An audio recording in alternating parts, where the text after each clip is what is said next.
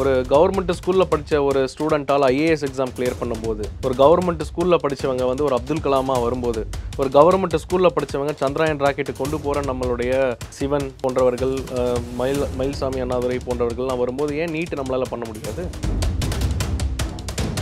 இது வந்து அனைத்து மாணவர்களுக்குமான ஒரு தேர்வு, அனைத்து மாநிலத்தில் இருக்கிறவங்களுக்கான ஒரு தேர்வு, அனைத்து medium, state board, English medium, Tamil medium, சிபிஎஸ்சியில் படிக்கிற அனைத்துக்குமான ஒரு மீடியமாக தான் இந்த நேஷனல் டெஸ்டிங் ஏஜென்சி வருது. இதில் ஒரு ஐஏஎஸ் ஆஃபீஸர்ஸ்லாம் இதில் வந்து ஒரு சேர்மனாக இருக்கிறாங்க. இதோடைய கமிஷனராக ஒரு மாநிலத்திலிருந்தும் ரெப்ரஸன்டேஷன் இருக்கும்போது இதில் நம்ம பயப்பட வேண்டிய, அச்சப்பட வேண்டிய தேவையில்லை. இந்த ஒரு கம்பேரிசன், இந்த ஒரு விஷயம் வந்து ஒரு தேவையில்லாத ஒரு விஷயம். இது வந்து ஆர்வ கோளாறாக இருக்கிறவங்களும் அறவேக்காடாக இருக்கிறவங்க தான் அப்போ இருந்தவங்களாம் டாக்டரா, இப்போ இருக்கிறவங்க டாக்டர் இல்லையான்னு பேசுறது ஒரு அறவேக்காட்டுத்தனமான ஒரு விஷயம். இப்போ இருக்கிற பசங்களை போய் பாருங்க, 3 வயசு 4 வயசு பசங்க எல்லாமே அவங்களால ஒரு ஃபோன் ஆப்ரேட் பண்ண முடியும், ஒரு யூடியூப்ல போய் ஒரு வீடியோ பார்க்க முடியும். நம்ம 3 வயசுல என்ன பண்ணிட்டு இருந்தோம் சொல்லுங்க? டிவி கூட ஆன் பண்ண தெரியாது, ரிமோட்டே என்ன, அப்போ ரிமோட்டே கிடையாது. So there is a difference. Smartness ஏற காம்படிஷன் ஏற நம்ம அதை வந்து அதோடைய டஃப்னஸ், அதோட ஸ்கில், அது எல்லாத்தையுமே நம்ம மாற்ற வேண்டிய கால சூழ்நிலையில் இருக்கோங்க. ஒரு கவர்மெண்ட் ஒரு பாலிசியை வச்சு ஒரு அரசாங்கத்தை, மத்திய அரசாங்கத்தை எதிர்க்கிறாங்க. அதுக்காக ஒரு தேவையில்லாத ஒரு விஷயத்தை வந்து நம்பிக்கை துரோகம் பண்ணுறாங்க மாணவர்களுக்கு. நாங்கள் வந்தால் அடுத்த நாளே நைட்டெல்லாம் தூங்கவே மாட்டோம், கையெழுத்தை போட்டு நீட்டை வந்து முடிச்சிருவோம், ஒழிச்சிருவோன்னு பேசினாங்க. எத்தனை வருஷம் ஆச்சு? 4வது நீட் போயிட்டு இருக்கு. எங்கே போனார் உதயநிதி ஸ்டாலின், டிஎம்கே எங்கே போனாங்க? MD/MS படிக்கிற மாணவர்கள் தற்கொலை பண்ணியிருக்காங்க தெரியுங்களா? பணிச்சுமை காரணமாக தமிழ்நாட்டில் கிட்டத்தட்ட 20க்கும் மேலே கடந்த ஒரு 6-7 வருஷத்தில் நிறைய மாணவர்கள் டிஸ்கண்டினியூ பண்ணிட்டு போயிடுவாங்க தெரியுங்களா? உங்களுக்கு MBBS-யும் MD/MS-யும் என்னால் தாங்க முடியல, இந்த ஒர்க் ஸ்ட்ரெஸ், ஒர்க் லோடு தாங்க முடியல, டிஸ்கண்டினியூ பண்ணிட்டு போயிடுவாங்க. நிறைய பேர் சூசைட் பண்ணிப்பாங்க. இதெல்லாம் வெளி உலகத்துக்கு தெரியறதில்ல.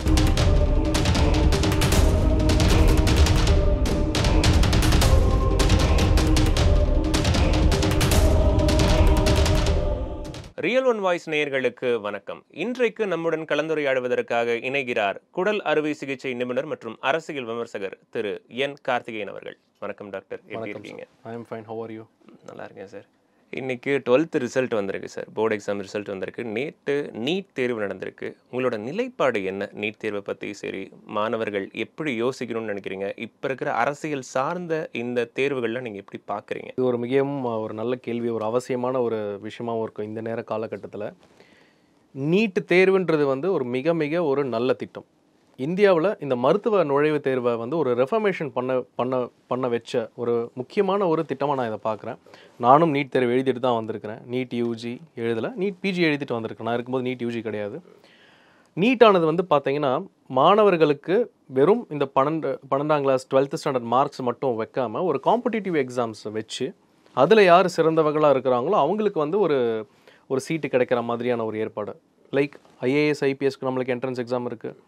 இன்ஜினியரிங் இருக்கிற மாதிரி JEEE, IIM, IITக்கு இருக்கிறது போல் நீங்கள் ஒரு வெளிநாட்டுக்கு போனோன்னா கூட you have to right USMLE, PLAB போன்ற இந்த டெஸ்ட்டுகள்லாம் நம்ம எழுதணும். அது மாதிரியான ஒரு டெஸ்ட்டு தான். முன்னாடி வந்து பார்த்திங்கன்னா ஒரு தனியார் மருத்துவமனை, மருத்துவக் கல்லூரியில் ஒருத்தர் போகணுன்னா அங்கே டொனேஷன்ஸ், கேபிட்டேஷன் வாங்கப்படுறது வந்து முற்றிலுமாக தவிர்த்து ஒரு விலக்கு கொடுத்து தகுதியுடைய மாணவர்கள், நல்லா படிக்கக்கூடிய மாணவர்கள், அவங்க எந்த எந்த ஒரு செக்டாராக இருந்தாலும், செக்ஷன்ஸாக இருந்தாலும் அவங்களுக்கு ஒரு வாய்ப்பு கொடுக்குற ஒரு எக்ஸாம் தான் இந்த நீட். ஒரு மிகச்சிறந்த நல்ல திட்டம். அதையும் தாண்டி இதில் இடஒதுக்கீடையும் அவங்க ஃபாலோ பண்ணுறாங்க. இப்போ தமிழ்நாட்டில் பார்த்தீங்கன்னா 69% ஆஃப் ரிசர்வேஷன் ப்ளஸ் சென்ட்ரல் கவர்மெண்ட்டில் இருக்கிற 49% ரிசர்வேஷன், இப்போ 10% EWSம் ஒரு சில மாநிலங்களில் கொண்டு வந்திருக்காங்க. இது மாணவர்களுக்கு இந்த காலகட்டத்துக்கு தேவையான ஒரு காம்படிட்டிவ் எக்ஸாம்ஸ். ஏன்னா நம்ம மக்கள் தொகை கூட்டிகிட்டு போகுது, எக்ஸாம் எழுதுறவங்களுடைய நம்பர்ஸ் அதிகமாகுது. பார்த்தீங்கன்னா இப்போது எனக்கு தெரிஞ்சு 10 லட்சம் பேர் இன்னும் வந்து இந்த நீட் எக்ஸாமுக்கு நீட் யூஜிக்கு போட்டிருக்காங்க. நீட் பிஜிக்கு பார்த்தீங்கன்னா 4 லட்சம் பேர் எக்ஸாம் எழுதுறாங்க ஒரு வருஷத்துக்கு. இது வந்து சரியான வகையில் கோச்சிங் கொடுக்கப்படுதுன்னு நினைக்கிறீங்களா சார்? ஒரு கவர்மெண்ட் ஸ்கூலில் படிக்கிற ஒரு பையனுக்கு இன்றைக்குமே அது பேசி தான் ஆகணும். ஒரு கவர்மெண்ட் ஸ்கூலில் படிக்கிற பையன் ஒரு நீட் தேர்வை பாஸ் பண்ண முடியுமா அவங்களோட சிலபஸை வச்சு? கண்டிப்பாக முடியும். ஒரு கவர்மெண்ட் ஸ்கூலில் படித்த ஒரு ஸ்டூடெண்ட்டால் ஐஏஎஸ் எக்ஸாம் கிளியர் பண்ணும்போது, ஒரு கவர்மெண்ட் ஸ்கூலில் படித்தவங்க வந்து ஒரு அப்துல் கலாமாக வரும்போது, ஒரு கவர்மெண்ட் ஸ்கூலில் படித்தவங்க சந்திராயன் ராக்கெட்டு கொண்டு போகிற நம்மளுடைய சிவன் போன்றவர்கள், மயில்சாமி அண்ணாதுரை போன்றவர்கள்லாம் வரும்போது ஏன் நீட் நம்மளால் பண்ண முடியாது? அதையும் தாண்டி நீட்ன்றது வந்து உங்களுக்கு புதுசாக எதுவும் ராக்கெட் சயின்ஸ் கிடையாது. நீங்கள் படிக்கிற சப்ஜெக்ட்லேருந்து ஃபிசிக்ஸ், கெமிஸ்ட்ரி, பாட்னி, ஜுவாலஜி இதில் தான் கேட்க போகிறாங்க. இதுக்கு ஸ்பெஷலாக என்ன கேட்டிங்கன்னா இதுக்கு ஒரு கோச்சிங்கே தேவையில்லை. நம்மளே வீட்டில் கூட உட்காந்து படிக்கலாம். ஒரு சில பேருக்கு தேவைப்படும் போது, ஒரு கைடன்ஸ் தேவைப்படும் போது அவங்க வந்து ஒரு ஸ்பெஷலான ஒரு கோச்சிங்க்கு போகிறாங்க. ஸோ மாணவர்கள் எல்லாருமே நம்மளை போன்ற மாணவர்கள் 12th உங்க கூட படிக்கிற பையனும் தான் எக்ஸாம் எழுத போகிறோம், உங்க கூட படிக்கிற உன்னுடைய கிளாஸ்மேட் ஒரு பொண்ணு தான் எக்ஸாம் எழுத போகிறான். ஸோ புதுசாக யாரும் வந்து எழுத போகிறதில்ல. அதனால் கண்டிப்பாக அரசு பள்ளி தனியார் பள்ளியெல்லாம் கிடையாது. அதுவும் இல்லாமல் நம்ம தமிழ்நாட்டில் வந்து ஒரு 7.5% இடஒதுக்கீடு ரிசர்வேஷன் அரசு கல்லூரிகளில் மட்டும் படித்த அரசு பள்ளிகளில் படித்த மாணவர்களுக்கு கொடுத்தது வந்து ஒரு மிகப்பெரிய ஒரு வாய்ப்பு. அவங்களுக்கு பார்த்தீங்கன்னா ஒரு வருஷத்துக்கு 500 பேர் தமிழ்நாட்டிலேருந்து கவர்மெண்ட் ஸ்கூலில் படித்தவங்க போயிட்டு இன்றைக்கி வந்து எம்பிபிஎஸ் சேர்றாங்க. ஸோ இதில் எந்த விதமான ஒரு பாகுபாடோ அச்சமோ தேவையே இல்லை. சிலபஸ் அப்படின்றது நீங்கள் படித்த பொண்ணு இருந்திருக்கும் இல்லையா ஒரு ஸ்டேட் போர்டில். இப்போ சிபிஎஸ்சி படிக்கிறவங்களுக்கு தான் வந்து நீட் தேர்வு வந்து கரெக்டாக இருக்குது. நீங்கள் எப்படி பார்க்குறீங்க சார்? நீங்கள் ஒரு டாக்டர்ன்றனால கேட்குறேன். அந்த சிலபஸ் வந்து ஸ்டேட் போர்டில் ஃபுல்லாக கவர் பண்ணியிருக்காங்களா? நீட் தேர்வுக்கு தேவையான சிலபஸ் ஸ்டேட் போர்டில் இப்போ 12th படிச்சிருப்பாங்களே சார், அவங்களோட புக்ஸ் நீங்கள் எடுத்து பார்த்துருக்கீங்களா? இந்த நீட் தேர்வு ஒரு கிராக் பண்ணுற லெவலுக்கான சிலபஸ் ஒரு தமிழ்நாடு அரசு இந்த நீட் யூஜியினுடைய கொஷின் பேப்பர் யார் செட் பண்ணுறாங்கன்னு பார்த்தீங்கன்னா நேஷனல் டெஸ்டிங் ஏஜென்சி அப்படின்ற ஒரு ஆர்கனைசேஷன் தான் பண்ணுறாங்க. இந்த நேஷனல் டெஸ்டிங் ஏஜென்சியில் இந்தியாவில் இருக்கிற 28 மாநிலங்கள் ப்ளஸ் 8 யூனியன் டெரிட்டரி இவங்களில் இருக்கிற ஒரு மெம்பர்ஸும் அதில் வந்து உறுப்பினர்களாக இருக்கிறாங்க. ரெண்டாவது இதில் வந்து state board, central board, international board எல்லா ஆர்கனைசேஷன், இப்போ தமிழ்நாடு ஸ்டேட் போர்ட் இருக்குது, கேரளா ஸ்டேட் போர்ட் இருக்குது, அவங்களையும் சேர்த்து எல்லாரும் கலந்து இணைந்து தான் ஒரு கொஷின் பேப்பர் கொண்டு வராங்களே கண்டி டெஃபினட்டாக எந்த தேர்வாக இருந்தாலுமே இங்கே must know, better to know, இந்த மாதிரி உங்களுக்கு வந்து ஒரு சில அதில் ஒரு வேரியேஷன்ஸ் படிநிலைகள் இருக்கும். ஸோ கண்டிப்பாக ஒரு 10 கொஷின் கஷ்டமாக தான் இருக்கும். அதுக்காக இது என் சிலபஸ்லேயே இல்லைன்னா நம்ம வந்து சொல்லிகிட்டு இருக்க முடியாது. ஸோ இது வந்து அனைத்து மாணவர்களுக்குமான ஒரு தேர்வு, அனைத்து மாநிலத்தில் இருக்கிறவங்களுக்கான ஒரு தேர்வு, அனைத்து medium state board, English medium, Tamil medium, சிபிஎஸ்சியில் படிக்கிற அனைத்துக்குமான ஒரு மீடியமாக தான் இந்த நேஷனல் டெஸ்டிங் ஏஜென்சி வருது. இதில் ஒரு ஐஏஎஸ் ஆஃபீஸர்ஸ்லாம் இதில் வந்து ஒரு சேர்மனாக இருக்கிறாங்க. இதோடைய கமிஷனராக ஒரு மாநிலத்திலிருந்தும் ரெப்ரஸன்டேஷன் இருக்கும்போது இதில் நம்ம பயப்பட வேண்டிய அச்சப்பட வேண்டிய தேவையில்லை. தமிழ்நாடு சிலபஸில் ஏதாவது மாற்றம் கொண்டு வரணும்னு நினைக்கிறீங்களா? நீங்கள் படிச்சிருப்பீங்க இல்லையா சார்? ஸோ இப்போ வந்து இது அட்வான்ஸ்டாக போயிடுச்சு, நீட் தேர்வுக்கு இதெல்லாம் தேவைப்படுது, அட்லீஸ்ட் இந்த மாற்றங்களை கொண்டு வந்தால் பசங்களுக்கு ஈஸியாக இருக்கும்னு ஏதாவது? தமிழ்நாட்டுடைய எஜுகேஷன் சிஸ்டம் வந்து பார்த்திங்கன்னா நல்ல ஒரு சிஸ்டம். இன்றைக்கி இந்தியாவிலேயே நம்மளுக்கு லிட்ரஸி ரேட் அதிகமாக இருக்கிறது வந்து கிட்டத்தட்ட 69-70% வந்து நம்மளுடைய மற்ற சென்ட்ரல் கவர்மெண்ட் சொல்கிற அந்த செட் ஆஃப் ஸ்டாண்டர்டோட நம்ம ஜாஸ்தியாக வி ஆர் நியரிங் 90% ஒரு மக்கள் லிட்ரஸி ரேட்டை நோக்கி நம்ம போயிட்டு இருக்கிறோம். புதுசாக நம்மளுக்கு எந்த விதமான ஒரு மாற்றங்கள் தற்சமயத்துக்கு தேவையில்லை. அந்தந்த கால சூழ்நிலைக்கு ஏற்றாம்பல நம்ம வந்து நம்மளை அப்டேட் பண்ணிக்கணும். இன்றைக்கி சிப் வருது, இன்றைக்கி நியூரோ லிங்கன் பற்றி நம்மளுடைய இலான் மஸ்க் சொல்கிறாங்க, ராக்கெட் லான்ச் ஆகிட்டு திரும்ப ரீலான்ச், அந்த போன்ற அப்டேஷன் மட்டும் இருந்தாலும் போதுமே கண்டி நம்மளுடைய திராவிட கட்சிகள் அதையும் தாண்டி இப்போ இருக்கிற நம்ம சென்ட்ரல் கவர்மெண்ட்டில் இருக்கிற எஜுகேஷன் மினிஸ்டர்ஸ் இவங்களுடைய ரெஃபர்மேஷன்ஸ், அந்த நேஷ்னல் எஜுகேஷன் பாலிசி போன்றவைகள் எல்லாமே வந்து நம்மளுக்கு அப்டேட் பண்ணி இப்போ இருக்கிற உலகத்தரத்துக்கு ஏற்ற மாதிரி தான் மாறுதல்கள் கொண்டு வந்துட்டு தான் இருக்கிறாங்க. பட் என்னதான் இருந்தாலும் கூட உங்கள் சமயத்தில் உருவான டாக்டர்ஸ்லாம் இருக்காங்களே சார், நீங்கள் யூஜி படிக்கிறப்ப நீட் இல்லைல்ல, பட் அவங்களும் தகுதி வாய்ந்த டாக்டர்ஸ் தானே அப்படின்ற மாதிரி ஒரு கேள்வி இன்றைக்குமே அதை எழுந்துட்டு தான். இந்த ஒரு கம்பேரிசன், இந்த ஒரு விஷயம் வந்து ஒரு தேவையில்லாத ஒரு விஷயம். இது வந்து ஆர்வ கோளாறாக இருக்கிறவங்களும் அறவேக்காடாக இருக்கிறவங்க தான் அப்போ இருந்தவங்களாம் டாக்டரா இப்போ இருக்கிறவங்க டாக்டர் இல்லையான்னு பேசுறது ஒரு அறவேக்காட்டுத்தனமான ஒரு விஷயம். முன்னாடி ஒரு 20-30 வருஷம் கழிச்சு நீங்கள் பார்த்தீங்கன்னா மொத்தமாக தமிழ்நாட்டில் இருந்த நம்மளுடைய எம்பிபிஎஸ் சீட்டு 1200ங்க. அப்போ அதுக்கு எழுதினவங்க பேர் வந்து எத்தனை பேர் பார்த்தீங்கன்னா ஒரு 10,000 பேர் 20,000 பேர் எழுதியிருப்பாங்க. அதுக்கு முன்னாடி நீங்கள் போனீங்கன்னா நீங்கள் எம்பிபிஎஸ் படிக்கிறதுக்கு உங்களுக்கு சமஸ்கிருதம் தேவை. கேஏபி விஸ்வநாதன் அப்படின்றவர் தான் அந்த சமஸ்கிருதத்தை எதிர்த்து அதை ஒழித்து எம்பிபிஎஸ் படிக்கிறதுக்கு நம்மளோட மார்க்ஸ் போதுன்னு கொண்டு வந்தாங்க. அப்போ படித்தவங்க நம்ம டாக்டர்ஸ் இல்லைன்னா நம்ம வந்து விதண்டாவாதம் பேசிட்டு இருக்க முடியாது. மக்கள் தொகை ஏறுது, அதே நேரத்தில் போட்டி, அதோடைய காம்படிஷன் லெவல் ஜாஸ்தியாகுது, அப்ளிகேஷன் போகிறவங்களோட எண்ணிக்கை ஜாஸ்தியாகுது, மக்களுக்கான இத்தனை டாக்டர்ஸுடைய டிமாண்டும் ஜாஸ்தியாகும் போது இந்த அப்டேட் பண்ணி மாற்ற வேண்டிய சூழ்நிலை நம்ம இப்போ இருக்கிறோம். முன்னாடியெல்லாம் ஐஏஎஸ் ஐபிஎஸ் எப்படிங்க சேருவாங்க, ஒரு 4 பேர்கிட்ட ரெக்கமெண்டேஷன் வாங்கினீங்கன்னா நீங்கள் போயிட்டு சேர்ந்துக்கலாம். அதே மாதிரி இப்போ ஐபிஎஸ் நம்ம போய் கேட்க முடியுமா? இப்போது நீட்டு வேணான்னு சொல்கிற நம்ம வந்து ஏன் ஐஏஎஸ் ஐபிஎஸ் எக்ஸாம் வேண்டாம்னு நம்ம சொல்லலாமே. 12th மார்க் வச்சு நம்ம யூபிஎஸ்சி எழுதி ஐஏஎஸ் ஐபிஎஸ் போகலாமே. 12th மார்க் வச்சு நம்ம வந்து police sub inspector exams, tahsildar exams போகலாமே, ஐஐடிக்கு போகலாமே, ஐஏஎம்க்கு போகலாமே. ஒரு இடத்துக்கு நீங்கள் போகிறீங்கன்னா உங்களுடைய தகுதியை, உங்களுடைய காம்படிட்டிவ்னஸ்ஸை, உங்களுடைய அந்த ஒரு எக்ஸாம் எப்படி நம்ம அப்ரோச் பண்ணோம். இப்போ இந்த நீட் எக்ஸாமில் உங்களுடைய analytical skill, critical thinking skill, decision making skill, observational ஸ்கில்ஸ்ன்னு சொல்லிட்டு இதில் நிறைய ஸ்கேல்ஸ் இருக்குது மெஷர் பண்ணுறதுக்கு. இப்போ இருக்கிற பசங்களை போய் பாருங்கள், 3 வயசு 4 வயசு பசங்க எல்லாமே அவங்களால ஒரு ஃபோன் ஆப்ரேட் பண்ண முடியும், ஒரு யூடியூப்பில் போய் ஒரு வீடியோ பார்க்க முடியும். நம்ம 3 வயசில் என்ன பண்ணிட்டு இருந்தோம் சொல்லுங்கள்? டிவி கூட ஆன் பண்ண தெரியாது, ரிமோட்டே கிடையாது. So there is a difference. Smartness ஏற ஏற, காம்படிஷன் ஏற ஏற நம்ம அதை வந்து அதனுடைய டஃப்னஸ், அதோட ஸ்கில், அது எல்லாத்தையுமே நம்ம மாற்ற வேண்டிய கால சூழ்நிலையில் இருக்கோங்க. இந்தியாவில் ஏதாவது ஒரு ஸ்டேட் நீட்டை எதிர்த்துதா? தமிழ்நாடு தவிர சொல்லுங்க பார்ப்போம். தமிழ்நாடு மட்டும்தான் எதிர்த்து இருக்கேன். பக்கத்தில் இருக்க கேரளா எதிர்க்கல, வெஸ்ட் பெங்கால் எதிர்க்கல, கர்நாடகா எதிர்க்கல, ஆந்திரா எடுக்கல. ஏன் எதிர்க்கல? So NEET is must. இந்த காலகட்டத்துக்கு தேவையான ஒரு எக்ஸாம். காம்படிஷன் ஏறுது, அதனால நம்மளும் அதுக்கேற்ற மாதிரியான ஒரு டஃப்னஸ் நம்ம கொண்டு வரணும். கண்டிப்பாக எல்லாராலையும் முடியும். இன்றைக்கி அரசு பள்ளிகளில் படித்தவங்க 600 பேர் கிளியர் பண்ணிட்டு போய் எழுதுறாங்க. இதுக்கு முன்னாடி 5 வருஷத்துக்கு முன்னாடி அரசு பள்ளிகளில் படித்தவங்க எத்தனை பேர் டாக்டராக இருக்கேன்னு நீங்கள் பாருங்கள். 10 பேர், 15 பேர், 5 பேர், சில வருஷங்களில் 0. அப்போ நுழைவுத் தேர்வே இல்லையே, அப்போ முடியல. அப்போ இவங்கெல்லாம் எங்கே படித்தாங்க? அரசு பள்ளியில் படித்தாங்க. அதில் யார் எம்பிபிஎஸ்ல போய் சேர்றாங்கன்னு பார்த்தீங்கன்னா, தனியார் பள்ளிகளில் படித்த இந்த நாமக்கல், இந்த ராசிபுரம் போன்ற ஒரு பணக்காரங்க மட்டும் படிக்கிற கான்வென்ட் ஸ்கூல், பேர் சொல்ல விரும்பல, உங்களுக்கே தெரியும். ஊட்டியில் இருக்கிற கான்வென்ட் ஸ்கூல், அவங்களுடைய ஃபீஸ் எவ்வளோன்னு பார்த்தீங்கன்னா 10 லட்சம் 15 லட்சம் ஒரு வருஷத்துக்கு. ஒரு ஏழை சாமானியன் அப்போ எங்கே போவான்? அப்போல்லாம் கொதிக்காத நீட்டு போராளிகள், புரட்சிவாதிகள் ஏன் இன்னைக்கு வந்து போய் பேசிக்கிட்டு இருக்கிறீங்க? இது வந்து இதுக்கு பின்னாடி இருக்கிற ஒரு அரசியல் மர்மங்கள் என்னன்றது எல்லாருக்குமே தெரியும். அதை நான் திரும்ப சொல்ல விரும்பல. இது சிலபஸ் சார்ந்து, மாணவர்கள் சார்ந்து பேசிட்டோம். நீட் சார்ந்து ஒரு அரசியலும் இருக்குது, நீங்களே சொன்ன மாதிரி. அந்த அரசியலை நீங்கள் எப்படி பார்க்குறீங்க? சிம்பிள்ங்க. அதாவது ஒரு ஒரு கவர்மெண்ட் ஒரு பாலிசியை வச்சு ஒரு அரசாங்கத்தை, மத்திய அரசாங்கத்தை எதிர்க்கிறாங்க. அதுக்காக ஒரு தேவையில்லாத ஒரு விஷயத்த வந்து நம்பிக்கை துரோகம் பண்ணுறாங்க மாணவர்களுக்கு. நாங்கள் வந்தால் அடுத்த நாளே நைட்டெல்லாம் தூங்கவே மாட்டோம், கையெழுத்தை போட்டு நீட்டை வந்து முடிச்சிருவோம், ஒழிச்சிருவோன்னு பேசினாங்க. எத்தனை வருஷம் ஆச்சு? 4வது நீட் போயிட்டு இருக்கு. எங்கே போனார் உதயநிதி ஸ்டாலின், டிஎம்கே எங்கே போனாங்க? 4 வருஷம் ஆச்சுங்க. இப்போ 4வது நீட் வந்துருச்சு. 21, 22, 23, 24 நீட் வந்துருச்சு. என்ன பண்ணிட்டு இருந்தீங்க? அந்த சீக்ரெட் ஃபார்முலா மறந்துட்டீங்களா? சீக்ரெட் ஃபார்முலா என்ன சொல்லுங்கள்? இந்த வருஷமும் மாணவர்களுக்கு நீங்கள் நம்பிக்கை துரோகம் கொடுத்து நாங்கள் வந்து நீட்டை வந்து எடுத்துருவோம், நீங்கள் யாரும் படிக்காதீங்கன்னு வேற சொன்னாங்க.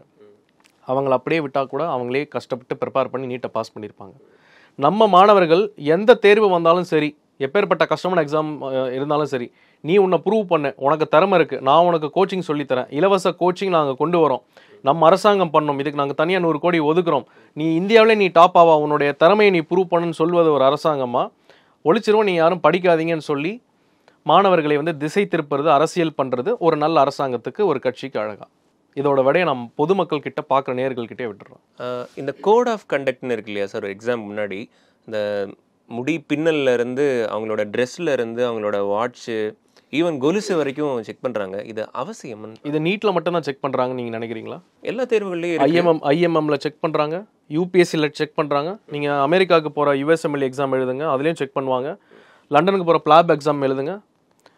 நீங்கள் ஜென்ரலாக அந்த லான்செட்டுக்கு போகிற எக்ஸாம்ஸ், இந்த மாதிரி ஜிமேட் எக்ஸாம்ஸ் எல்லாத்துலேயும் தான் செக் பண்ணுறாங்க. நீட்டில் மட்டும் ஏன் நீங்கள் வந்து இவ்வளோ பூம் அப் பண்ணுறீங்க?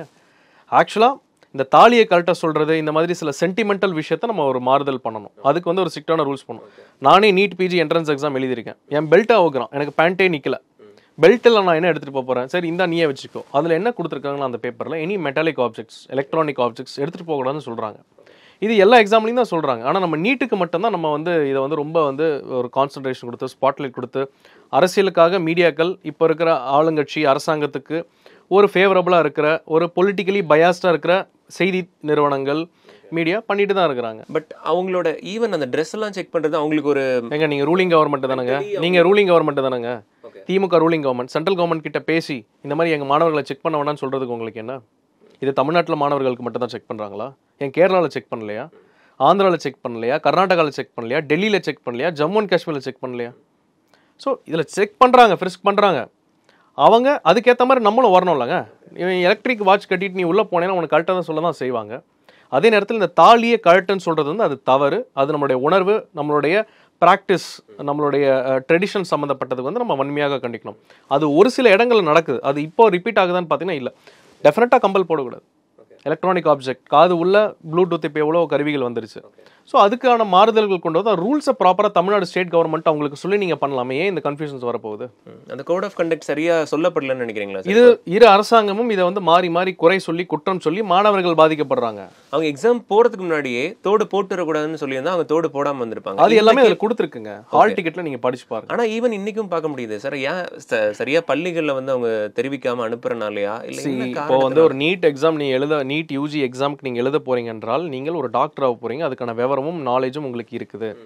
நீங்கள் அந்த ஹால் டிக்கெட் எடுத்து பாருங்கள், electronic items prohibited, metal items, metal objects எடுத்துகிட்டு வரக்கூடாது அப்படின்னு சொல்லும்போது, நான் ஒரு மெட்டல் வாட்ச் கட்டிட்டு போகிறேன், எலக்ட்ரானிக் வாட்ச் கட்டிட்டு போகிறேன், நான் வந்து இந்த மாதிரி கொலுசு கட்டிட்டு போகிறேன்றது வந்து அவங்க வந்து அதை வந்து ரிஜெக்ட் பண்ணுறாங்க. அதுக்கேற்ற மாதிரியான முன் ப்ரிப்பேர்டாக நம்ம இருந்துக்கணும். அந்த நேரத்தில் நம்மளுக்கு டென்ஷன் வரக்கூடாது. நம்ம தமிழ்நாடு மாணவர்கள் நீட்டில் அதிகமான சீட் எடுக்கணுன்றது தான் என்னுடைய கருத்தும் கூட. இன்னைக்கு பார்த்தீங்கன்னா இந்தியாவில் இருக்கிற நிறைய மருத்துவக் கல்லூரி மருத்துவமனைகளில் நம்ம மாணவர்கள் தான் நிறைய பேர் படிக்கிறாங்க. நானும் தமிழ்நாட்டை சேர்ந்தவன் தான். நானும் நீட் பிஜி சேர்ந்து எக்ஸாமை எழுதிட்டு முடிச்சுட்டு வந்து தான் நானும் ஜாயின் பண்ணியிருக்கேன். இந்த விஷயங்கள் இருக்கும்போது நம்மளும் அதுக்கு ப்ரிப்பேர்டாக இருக்கணும். 4 லட்சம் பேர் 5 லட்சம் பேர் எழுதுறாங்க.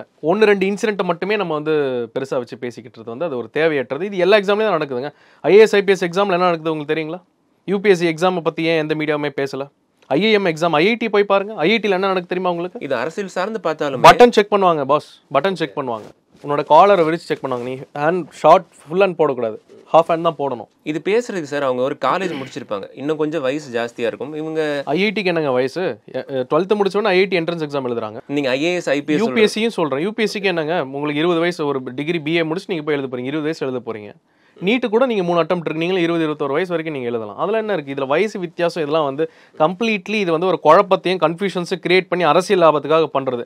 தயவுசெய்து இதை பத்தி நம்ம டிஸ்கஸ் பண்ண வேண்டாம். இந்த நீட் ரிப்பீட்டர்ஸ் அப்படின்ற ஒரு வார்த்தையை நம்ம திரும்ப கேட்க முடியுது. அந்த டேர்ம் நீங்க எப்படி பாக்குறீங்க? இட்ஸ் ஓகேவா? நானே நீட் ரிப்பீட்டர் தான். ஓகே.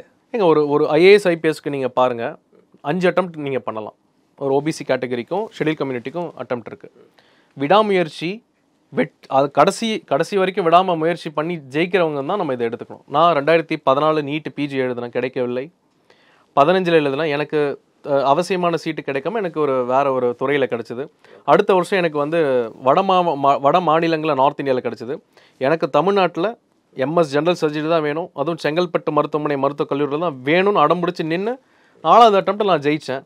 இது பேர் எப்படி நீங்கள் ரிப்பீட்டேஷன் சொல்ல முடியும்? இது பேர் விடாமுயற்சி, இது பேர் கான்ஃபிடென்ஸ், இது பேர் தான் வந்து உண்மையான உழைத்து வாங்கின ஒரு வெற்றியாக தான் நம்ம இதை பார்க்கணுமே கண்டி. இது ரிப்பீட்டர்ஸ்ன்னு சொல்கிறது வந்து அனாவசியமான வந்து வெட்டி பையனுடைய பேச்சு. அதை பற்றிலாம் நம்ம வந்து கவலைப்படணும். நான் அப்படி ரிப்பீட்டர்னு எடுத்தால் நானுமே ஒரு ரிப்பீட்டர் தாங்க. முகமது கஜினியை நம்ம இன்றைக்கி பேசுகிறோம். 17 முறை போர் எடுத்து இப்போ 12th ஃபெயில்னு ஒரு படம் நம்ம பார்த்துருப்போம். 5th அட்டெம்ப்ட்டில் லாஸ்ட் அட்டெம்ப்ட்டில் அவர் வந்து ஐபிஎஸ் ஆகிறாங்க, மனோஜ் சர்மான்னு நினைக்கிறேன். ஸோ இதெல்லாம் நம்மளுக்கு ஒரு motivation, inspiration. Tendulkar 10th fail, இன்னைக்கு எவ்வளோ பெரிய ஒரு லெஜெண்டாக இருக்காங்க. இதெல்லாம் நம்ம பார்த்துருக்குறோம். இதெல்லாம் வந்து தேவையில்லாத பேச்சு சார். அது ப்ராப்ளம் இல்லை. இப்போ நீட் ரிப்பீட்டர்னா அவங்களோட வயசு ஜாஸ்தி ஆகுன்ற அப்படின்ற ஒன்றுமே இல்லையேங்க. நான் 24 வயசில் எம்பிபிஎஸ் முடித்தேன். 28 வயசில் தான் நான் வந்து எம்எஸ் ஜாயின் பண்ணேன். எனக்கு தேவையானது சாதிக்கும் வரை, அதாவது நான் வந்து ஒரு லாரியில் போகும்போது, காரில் போயிட்டு இருக்கும்போது லாரியில் யாரோ எழுதியிருந்தாங்க, முடியும் வரை முயற்சி செய், உன்னால் முடியும் வரை அல்ல, நீ எடுத்த காரியம் முடியும் வரைன்னு எழுதிருந்துச்சு. அது யார் சொன்னாங்கன்னு எனக்கு தெரியல. ஒரு ஃபென்டாஸ்டிக்கான ஒரு கோட். எனக்கு டாக்டர் தான் படிக்கணும், வைராக்கியமாக இருக்கிறவன் 5 வருஷம் இல்லை 10 வருஷம் ஆனாலும் அவங்க வந்து வெயிட் பண்ணி ப்ரிப்பேர் பண்ணல அவசியமே கிடையாது. என்ன இப்போ வயசாக இருந்தாலும் என்னங்க இருக்குது? ஐஏஎஸ் ஐபிஎஸ்க்கு வயசு பார்க்க மாட்டேங்கிறீங்க. நீட்டுக்கு மட்டும் ஐயோ எம்மான்னு காலைல சுடு தண்ணி ஊற்றுன மாதிரி எல்லாரும் இது பண்ணிடுங்க. நீட்டில் நீங்கள் இதுக்கு முன்னாடி ஒன்ஸ் நீங்கள் ஒரு 12th நீங்கள் மார்க் வச்சு நீங்கள் போகிறீங்க, உங்களுக்கு கிடைக்கலாம், அதோட முடிஞ்சிருச்சு. You cannot join MBBS. இதே நீட்டில் உங்களுக்கு 3 ஆப்பர்ச்சுனிட்டி 4 ஆப்பர்ச்சுனிட்டி கிடைக்குது. அது நம்மளோட ஆப்பர்ச்சுனிட்டியாக தான் நம்ம பார்க்கணும். ஏன் ரிப்பீட்டேஷன் நீங்கள் பார்க்குறீங்க? It's a good opportunity, good chance. அதே நேரத்தில் தயவு செய்து நான் டாக்டர் தான் படிப்பேன், டாக்டர் தான் எல்லாமே, நான் டாக்டர் படிக்கலைன்னா அவ்வளோதான் என் வாழ்க்கையை முடிஞ்சிருச்சுன்னு நினைக்கிறது வந்து ஒரு மிகப்பெரிய முட்டாள்தனம். நான் வந்து MBBS, MS, fellowship in minimal access, diploma laparoscopy, fellowship in Indian association of gastro endo surgeons, இவ்வளோ டிகிரி நான் படிச்சிருக்கிறேன். ஐ ஸ்டில் ஃபீல் நம்ம பேசாமல் வேறு ஏதாவது ஒரு துறை எடுத்துருக்கலாமோ அப்படின்ட்டு. இன்றைக்கி நான் சாதிச்சுட்டு சொல்கிறேன், சும்மா நான் வெட்டி பேச்சு பேசலை.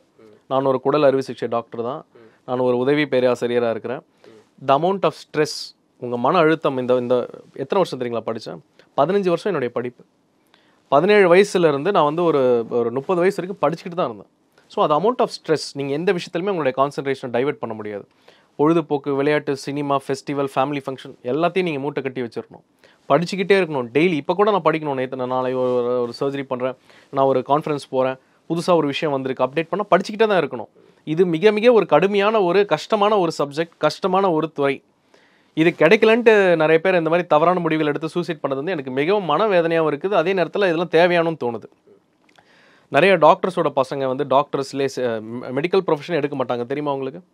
என்னுடைய ப்ரொஃபஸர்ஸ், எங்களுடைய டீன்ஸ், நாம் செங்கல்பட்டில் இருக்கிற டீன், அவங்களுடைய பசங்களாம் இன்ஜினியரிங் சேர்க்குறாங்க. அவனாவது நிம்மதியாக இருக்கட்டும், எதுக்கு இவ்வளோ ஸ்ட்ரெஸ் எடுத்துக்கணும்? டாக்டருங்களுடைய லைஃப் டைம் ரொம்ப கம்மிங்க. நீங்கள் பார்த்துருப்பீங்க நிறைய டாக்டர்கள் பணி நேரத்திலேயே மாரடைப்பு ஹார்ட் அட்டாக் வந்து இறந்து போகிறாங்க. நிறைய டாக்டர்ஸ்க்கு சுகர், பிபி, கேன்சர் போன்ற வியாதிகள் சீக்கிரமே வருது. அது உங்களுக்கு தெரியுமா? இது ஒரு புள்ளி விவரம் இருக்குது. நிறைய டாக்டர்ஸ் கொரோனாவில் எத்தனை பேர் இறந்து போனாங்க. இவ்வளோ ப்ரொஃபஷனல் ஹசார்ட் ரிஸ்க்கும் இருக்குது. ஸோ டாக்டர் தான் படிக்கணும். இது இல்லைனா நான் வந்து சூசைட் பண்ணிப்பேன், என்னுடைய வாழ்க்கையை முடிஞ்சிச்சு நினைக்கிறது வந்து மிக மிகவும் தவறு. டாக்டர் இல்லைனாலுமே நீங்கள் வந்து ஒரு physician assistant, paramedical, allied health science இருக்குது. நீங்கள் ஒரு IAS IPS கலெக்டர் ஆகலாம், ஒரு VAO, தாசில்தார், அட்மினிஸ்ட்ரேட்டராக வரலாம், உங்களுக்கு ஒரு லாயர் வரலாம். எனக்கு அட்வொகேட் ப்ரொஃபஷன் லாயர்ஸை பார்த்து நான் ரொம்ப வியப்படைகிறேன். ஒரு சட்டத்தையும் ஒரு சமுதாயத்தில் நடக்கிற ஒரு பிரச்சனையும் மாற்றக்கூடிய ஒரு விஷயமா அட்வொகேட்ஸ் இன்னைக்கு நிறைய பேர் பண்ணுறாங்க. நீதிபதிகள் எடுத்து பாருங்கள். ஒரு சொசைட்டியில் ஒரு பிரச்சனையை மாற்றக்கூடிய, சட்டத்தையே வந்து மாற்றக்கூடிய, அதில் திருத்தங்கள் கொண்டு வரக்கூடிய ஒரு மிகப்பெரிய ஒரு பவர், ஒரு ஒரு ஒரு ஒரு புனிதமான ஒரு விஷயம் நீதித்துறை. ஜட்ஜ் எக்ஸாம் எழுதி நீங்கள் வந்து ஒரு மேஜிஸ்ட்ரேட் ஆகலாம். அது மாதிரி போகலாமே. ஒரு டிகிரி முடிச்சு லா முடிச்சு நீங்கள் ஜுடிஷியலுக்கு போகலாமே. இது வந்து டாக்டர் தான் சொல்கிறது. டாக்டருக்கு ஒன்றும் பெருசாக இப்போதைக்கு ரொம்ப சேச்சுரேட் ஆகிடுச்சுங்க. டாக்டர்களுக்கே இப்போ வேலை கிடையாது. MBBS படித்தவங்களுக்குலாம் இன்றைக்கி வேலைக்கு ரொம்ப திண்டாடுறாங்க. MBBS முடிச்சுட்டு ஒரு சராசரி டாக்டருடைய சம்பளம் 35,000 ரூபா தான். ஸோ இவ்வளோ பிரச்சனைகள் இருக்குது. இதுக்கு மேலே நீங்கள் நீட்லாம் எழுதி கஷ்டப்பட்டு இங்கே வந்து 15 வருஷம் நீங்கள் ஸ்பெண்ட் பண்ணணுமா? நீங்கள் தயவுசெய்து யோசிச்சுக்கோங்க. பெற்றோர்கள்லாம் அவங்கள இந்த மாணவர்களை இது வந்து ஒரு மாயை. இது வந்து ஒரு மாயை. உங்களுக்கு உண்மையிலேயே ஒரு ஃப்ரீயாக உங்களுக்கு கவர்மெண்ட் காலேஜில் கிடைக்குதுன்னா சேருங்க. நான் இந்த ஸ்ட்ரெஸ்லாம் தாங்கி பண்ணால் சேருங்க. எத்தனை MD MS படிக்கிற மாணவர்கள் தற்கொலை பண்ணியிருக்காங்க தெரியுங்களா? பணிச்சுமை காரணமாக தமிழ்நாட்டில் கிட்டத்தட்ட 20க்கும் மேலே கடந்த ஒரு 6-7 வருஷத்தில் நிறைய மாணவர்கள் டிஸ்கண்டினியூ பண்ணிட்டு போயிடுவாங்க தெரியுங்களா? உங்களுக்கு MBBSயும் MD MSயும் என்னால் தாங்க முடியல, இந்த ஒர்க் ஸ்ட்ரெஸ் ஒர்க்லோடு தாங்க முடியல, டிஸ்கண்டினியூ பண்ணிட்டு போயிடுவாங்க. நிறைய பேர் சூசைட் பண்ணிப்பாங்க. இதெல்லாம் வெளி உலகத்துக்கு தெரியறதில்ல. ஸோ பெற்றோர்கள் வந்து என் புள்ள டாக்டர்னு வெளியில் நீங்கள் பெருமையாக சொல்லிக்கிறதுக்காக அவங்களுக்கு என்ன வேணும், அவங்களுக்கு என்ன பிடிச்சிருக்கு, அவங்களுடைய திறமை எதை நோக்கி இருக்குது, க்ரியேட்டிவிட்டியாக கொண்டு வாங்க. நீங்கள் இப்போ ஃபாரினில் போங்க, எத்தனை டாக்டர்ஸ் இருக்காங்க, டாக்டர்ஸ் பற்றாக்குறை ஃபாரினில். அவங்க ஒரு ஃபோட்டோகிராஃபி, ஹாபி, கார்டனரி, கார்பெண்டரி, என்னென்னமோ, life coach, influences, so many things are there. அதனால் லைஃப்பில் வந்து இந்த டாக்டர்ஸ் பெற்றோர்கள் அழுத்தம்னால தான் இவ்வளோ பிரச்சனைகள் வருது. இன்னைக்கு 12th ரிசல்ட் வந்திருக்குல்லே சார், இன்னைக்கு இந்த டாக்டர் ஆகாமல் வேற துறையை சூஸ் பண்ணணும் அப்படின்னா நீங்கள் இது சார்ந்து வேற என்ன நீங்கள் சார்? எல்லா துறையுமே சிறந்த துறை தான் என்னை பொறுத்த வரைக்கும். டாக்டர் மட்டும்தான் கிடையாது. இல்லை சார், இந்த மெடிக்கல் ஃபீல்டு MBBS இல்லை என்றால் உங்களுக்கு டென்டல் சயின்ஸ் இருக்குது, BDS, ஃபிசியோதெரப்பி இருக்குது, ஃபிசிஷியன் அசிஸ்டன்ட் இருக்குது. அதே மாதிரி ஆலிட் ஹெல்த் சயின்ஸ்னு சொல்லப்படுற BSc cardiac care technician, cardiac perfusion technician, BSc radiology, BSc optometry, கண் பார்வை சம்பந்தமான ஒரு விஷயங்கள் பார்க்குறது, BSc neuro physician, EEG technician, emergency technician, nursing இருக்குது, மேல் நர்சிங். ஒரு மேல் நர்சிங், ஃபீமேல் நர்சிங்லாம் 2 லட்ச ரூபா நம்மளுடைய கல்ஃப் கண்ட்ரீஸில் சம்பளம் கிடைக்குதுங்க. நீங்கள் அப்ராட் எக்ஸாம்ஸ் நீங்கள் கிளியர் பண்ணிவிட்டு நீங்கள் போனீங்க, அவ்வளோ டிமாண்ட் இருக்குது இந்த விஷயத்தில் எல்லாமே. அதே மாதிரி பார்த்தீங்கன்னா நம்மளுக்கு இந்த மெடிக்கல் மருத்துவம் மட்டும் இல்லாமல் ஹாஸ்பிட்டல் மேனேஜ்மெண்ட் போன்ற விஷயங்கள் இருக்குது. ஹாஸ்பிட்டல் எப்படி நம்ம நிர்வாகம் பண்ணணும், ஹாஸ்பிட்டல் எப்படி நம்ம ரன் பண்ணணும், இதை போன்ற விஷயங்களும். டயட்டீஷியன் இருக்குது, ஒரு டயட் அட்வைஸ் கொடுக்குறோம். இன்றைக்கி டயட் அட்வைஸ் அவ்வளோ இன்ஸ்டாகிராம் நீங்கள் பார்த்தீங்கன்னா இந்த paleo diet, keto diet, influencers, diet coach, lactation கோச்லாம் வந்திருக்காங்க. குழந்தைகளுக்கு எப்படி வந்து தாய்ப்பால் கொடுக்கணும்னு சொல்லி லாக்டேஷன் கோச் இவ்வளோ பேர் வந்திருக்கிறாங்க. ஸோ டாக்டர் மட்டும் அப்படின்றது வந்து இப்போ இந்த நீட் தேர்வு பெருசாக பார்க்குறனால, ரொம்ப கஷ்டம் அப்படின்னு பார்க்குறனால, அவ்வளோ போற்றுதலுக்கு உள்ளாகிறனால ஒரு IAS IPS மாதிரி அது ரொம்ப எக்ஸாகரேட் பண்ணுறாங்களோ அப்படின்னு உங்களுக்கு தோணுதோ? அதனால டாக்டர்ன்றதை பெருசாக நினைக்கிறாங்களோ, மற்றதெல்லாம் சிறுசாக நினைக்கிறாங்களோன்ற மாதிரி? இல்லை, என்னையை பொறுத்த வரைக்கும் பியூரோக்ராட்ஸ், IAS IPS அவங்க தான் டாக்டருங்களை விட என்னை பொறுத்த வரைக்கும் ஒரு சமுதாய லெவலில் பெருசு. ஆனால் ஒரு உயிரை காப்பதும் ஒரு கடவுளுக்கு இணையாக நினைக்கிறதுல வந்து அந்த நோபல் ப்ரொஃபஷன் சொல்கிறது வந்து டாக்டர் தான் பெருசு. பட் நீங்கள் ஒரு டாக்டரால் ஒரு சின்ன ஒரு கோயிலுக்கு போனால் கூட நம்மளால் ஸ்பெஷலாக போக முடியாது. இதே நீங்கள் ஒரு IAS IPSனால் உங்களுக்கு பாதுகாப்பு கிடைக்குது, அரசாங்க பங்களா கிடைக்குது, ஒரு அரசு கார் கிடைக்குது, உங்களுக்கு பாதுகாவலர்கள், உதவியாளர்கள் இவ்வளோ பேர் இருக்கிறாங்க. ஒரு மருத்துவருக்கு டீனாக இருந்தாலுமே கூட அது கூட கிடைக்காது. ஸோ ரெண்டுமே தனித்தனியான ஒரு விஷயங்களை நம்ம போட்டு கன்ஃபியூஸ் பண்ணிக்க வேண்டாம். அது அட்மினிஸ்ட்ரேட்டிவில் பெருசு, இது ஒரு உயிரை காப்பாற்றணும், இது வந்து ஒரு சர்வீஸ், சேவை, அது வந்து ஒரு நிர்வாகம், அந்த மாதிரியான ஒரு விஷயம். ஸோ ரெண்டுமே வந்து டிஃப்ரெண்ட். இப்போ டாக்டர்ன்றது சிறுசு இல்லை பெருசு அப்படின்னு நம்ம நினைச்சிக்கவே வேண்டாங்க. இந்த செய்தி ஊடகங்களில் திரும்ப நீட்டுன்னு இது ஒரு பயங்கரமாக கரெக்டாக பாயிண்ட் வந்துட்டீங்க. தேவையில்லாமல் சில கட்சிகளுக்கு தேவைப்பட்ட ஊடகங்கள், சில TV media, main stream media, இவங்க இதை பற்றி இவர் இங்கே ஆயிடுச்சு, அவர் அங்கே ஆயிடுச்சு, இதனால் இவ்வளோ பேர் இது பண்ணாங்க, அது பண்ணாங்க, நார்மலான ஒரு எக்ஸாம் இவங்களே எக்ஸாஜரேட் பண்ணி அரசியல் ஆக்குறாங்க. சிம்பிளாக முடிச்சிட்டிங்க, அவ்வளோ. இது வந்து ஒரு அரசியல் நாடகம் மட்டும்தான். மாணவர்களும் பெற்றோர்களும் இப்போ தெளிவாக இருக்கிறாங்க. உண்மையிலே நம்மளுக்கு அக்கறை இருந்தால் நீட் கோச்சிங் கிளாஸஸை வந்து நீங்கள் மாவட்டம் தெருவுக்கு தெரு ஒரு பஞ்சாயத்துக்கு பஞ்சாயத்து திறந்து வைக்க வேண்டியது தானே. அதை விட்டுட்டு இப்போ எத்தனை அரசு கோச்சிங் நீட் கோச்சிங் சென்டர் இருக்கு சொல்லுங்க தமிழ்நாட்டில்? ஒன்று சொல்லுங்க.